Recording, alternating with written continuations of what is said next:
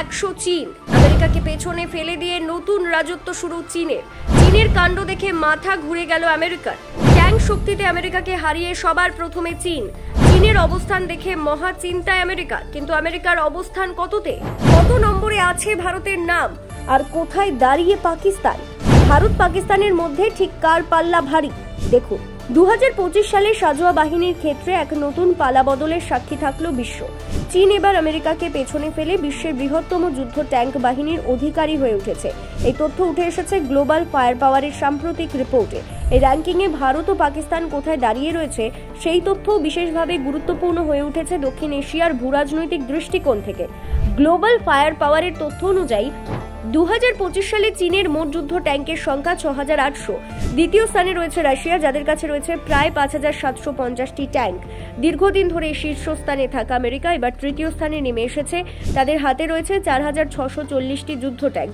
চতুর্থ স্থানে উঠে এসেছে উত্তর কোরিয়া, যাদের মোট ট্যাঙ্ক সংখ্যা 4344। ভারতে রয়েছে পঞ্চম স্থানে, মোট ট্যাঙ্ক সংখ্যা 4201। ষষ্ঠ স্থানে রয়েছে মিশর এবং সপ্তম স্থানে পাকিস্তান, যাদের কাছে রয়েছে যথাক্রমে 3620 ও 2627টি যুদ্ধ ট্যাঙ্ক। বিশ্লেষকদের মতে আধুনিক যুদ্ধক্ষেত্রে ড্রোন, ক্ষেপণাস্ত্র এবং সাইবার প্রযুক্তির গুরুত্ব অনেক বৃদ্ধি পেলেও যুদ্ধ ট্যাঙ্ক এখনও কৌশলগত শক্তির প্রতীক। একটি দেশের স্থলসেনার সক্ষমতা বোঝাতে যুদ্ধ ট্যাঙ্কের সংখ্যা একটি গুরুত্বপূর্ণ মানদণ্ড হয়ে দাঁড়ায়। সেই দৃষ্টিতে চীনের এই অগ্রগতি শুধু প্রতিরক্ষা কৌশলের পরিবর্তন নয়, বরং তাদের ভূরাজনৈতিক উচ্চাকাঙ্ক্ষার একটি প্রতিফলন। চীনের ট্যাঙ্ক বাহিনীর অধিকাংশই হল টাইপ 96 এবং টাইপ 99 সিরিজের মূল যুদ্ধ ট্যাঙ্ক। এগুলি আধুনিক প্রযুক্তি দ্বারা সজ্জিত এবং বৈদ্যুতিন যুদ্ধ সক্ষমতা যুক্ত। অন্যদিকে রাশিয়ার বড় অংশের ট্যাঙ্ক এখনও পুরনো T-72 ও T-80 মডেলের উপর নির্ভরশীল হলেও তারা নতুন প্রজন্মের T-90 ও T-14 আর্মাটা উৎপাদনে মন দিয়েছে। ভারতের পক্ষ থেকে মূলত ব্যবহৃত হয় T-72, T-90 এবং দেশীয় নির্মিত অর্জুন ট্যাঙ্ক।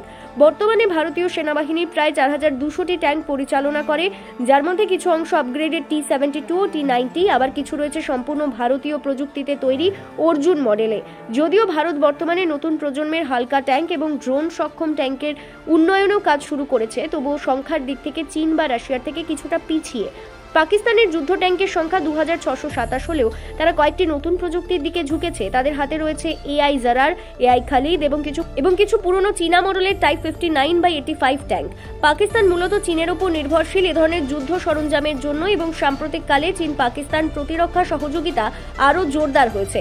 এই তথ্যগুলি প্রমাণ করে যে বিশ্বজুড়ে যুদ্ধ প্রস্তুতির ক্ষেত্রেও একটি নয়া অধ্যায় শুরু হয়েছে। চীন যেখানে প্রযুক্তিগত উৎকর্ষ এবং পরিমাণ দুই দিকেই এগিয়ে, সেখানে রাশিয়া যুদ্ধ অভিজ্ঞতার ভিত্তিতে তাদের ট্যাঙ্ক বাহিনী ধরে রেখেছে। ভারত সামঞ্জস্য রেখে ধীরে ধীরে উন্নয়ন করছে নিজের প্রতিরক্ষা উৎপাদন ব্যবস্থাকে। অন্যদিকে পাকিস্তান বেশিরভাগ ক্ষেত্রেই নির্ভর করছে চীনা প্রযুক্তি ও রপ্তানির ওপর। Bureau report, Bangla digital TV.